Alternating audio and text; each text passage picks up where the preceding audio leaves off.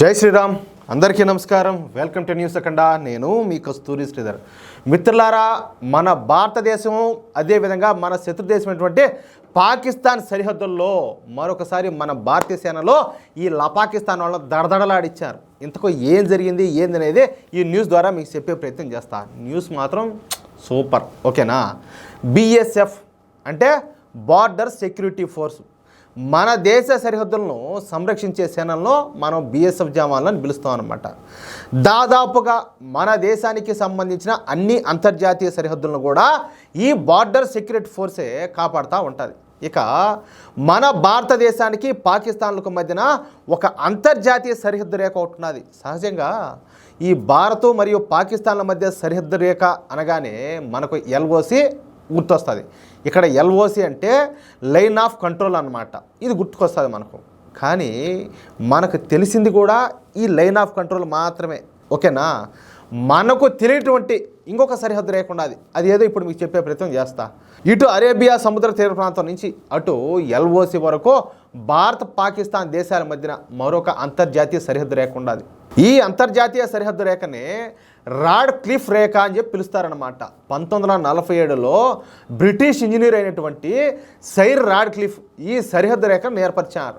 ఈ rod cliff సరిహద్దు రేఖ మన దేశంలోని గుజరాత్, రాజస్థాన్, పంజాబ్ రాష్ట్రాలను పాకిస్తాన్లో ఉన్నటువంటి సింధు రాష్ట్రము, పంజాబ్ రాష్ట్రాలతో విభజిస్తుందన్నమాట.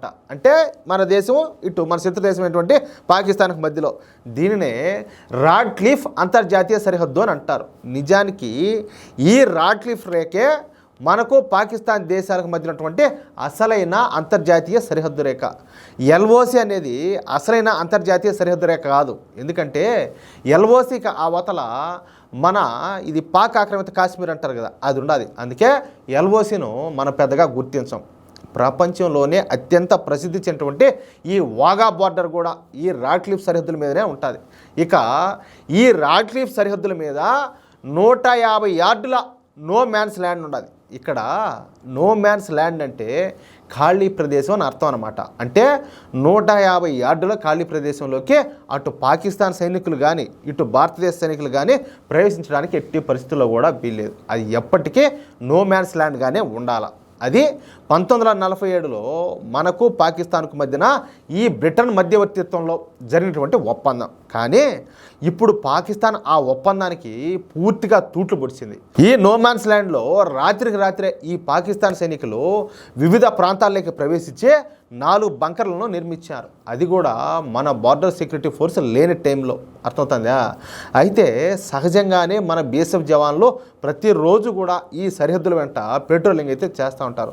ఎప్పటిలాగానే నిన్న కూడా పెట్రోలింగ్ చేస్తారంట. ఇక పెట్రోలింగ్లో అంటే ఆ పెట్రోలింగ్ నిర్వహించే టైంలో పాకిస్తాన్ నిర్మించినటువంటి ఈ బంకర్లన్నీ కూడా కనపడినాయి. అందున 1-2 కాదు, ఏకంగా 4 బంకర్లు. ఇక్కడ మీరందరూ కూడా ఒక చిన్న మాట చాలా జాగ్రత్తగా వినాలా. సహజంగా ఇలాంటి ఘటనలు జరిగినప్పుడు మన బిఎస్ఎఫ్ జవాన్లు ఇలాంటి విషయాలను తమ పై అధికారులకు తెలియజేయాల్సి ఉంటుందన్నమాట. ఇక ఆ విషయం అటు తిరిగి ఇటు తిరిగి ఢిల్లీకి పోతుంది. అర్థమవుతుందా?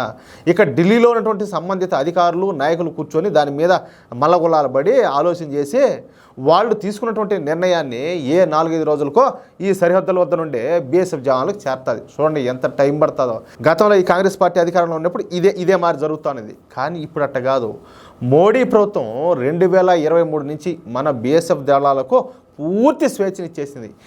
ఏం చేసినా సరే సరిహద్దులను కాపాడాల్సిన బాధ్యత బిఎస్ఎఫ్దే. అందుకోసం బిఎస్ఎఫ్ జవాన్లు ఏమి చేసినా కూడా మేము అడగం. మీరు ఎన్ని బుల్లెట్లు ఖర్చు చేసినా మాకు లెక్క చెప్పాల్సిన అవసరం లే. మీరు ఆ విషయంలో ఎంత మాత్రం కూడా ఆలోచించొద్దు. మీరు స్పాట్లోనే నిర్ణయాలు తీసుకోండి అని చెప్పేసి బిఎస్ఎఫ్కు నరేంద్ర మోడీ ప్రభుత్వం పూర్తి స్థాయి స్వేచ్ఛనైతే ఇచ్చింది. ఓకేనా?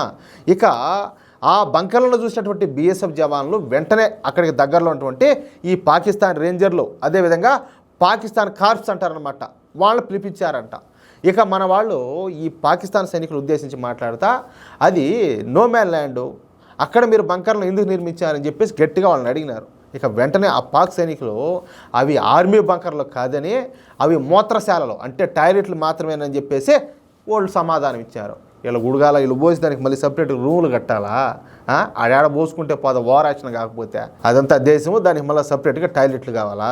అది కూడా అలా పాకిస్తాన్ ముందుగానే పనికి మాలిన దేశము. ఆ టాయిలెట్లు ఏదో వాళ్ళ తావులో వాళ్ళ ల్యాండ్లో కట్టుకోవచ్చు కదా, వాళ్ళ సరిహద్దు రేఖ అవతల ఏడ నో మ్యాన్ ల్యాండ్లో కట్టాల్సినంత అవసరం ఉండదు. పొహండాలో అది దెబ్బలు తినేదానికి కాకపోతే ఇంకేంది అది అంటాలే.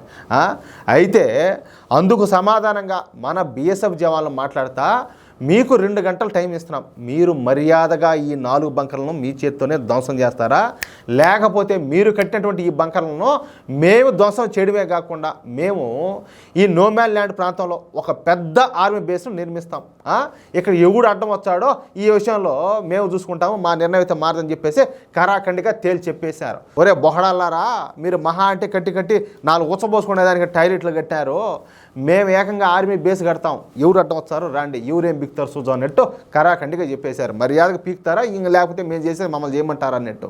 అంతే. ఇక పాక్ సైనికులు వెంటనే తమ అధికారులకు ఫోన్ చేసి అప్పటికప్పుడే ఆ బంకర్లను వాళ్ళ చేతులతోనే, అంటే ఏ చేతులతో అయితే నిర్మించారో ఆ చేతులతోనే ధ్వంసం చేసి అందులో ఉన్నటువంటి సామాన్లు అన్నీ తీసుకొని అక్కడి నుంచి పరారైనారంట. అర్థమవుతుందా? దీన్ని బట్టి మనకి ఏం అర్థమవుతుంది? మన మోడీ ప్రభుత్వం సరిహద్దు భద్రతా దళాలకు ఎంత స్వేచ్ఛనిచ్చిందో ఈ న్యూస్ బట్టి మనం అర్థం చేసుకోవచ్చు. వాళ్లకు ఏం కావాలంటే అది అందివ్వడానికి మోడీ ప్రభుత్వం సిద్ధంగా ఉన్నది.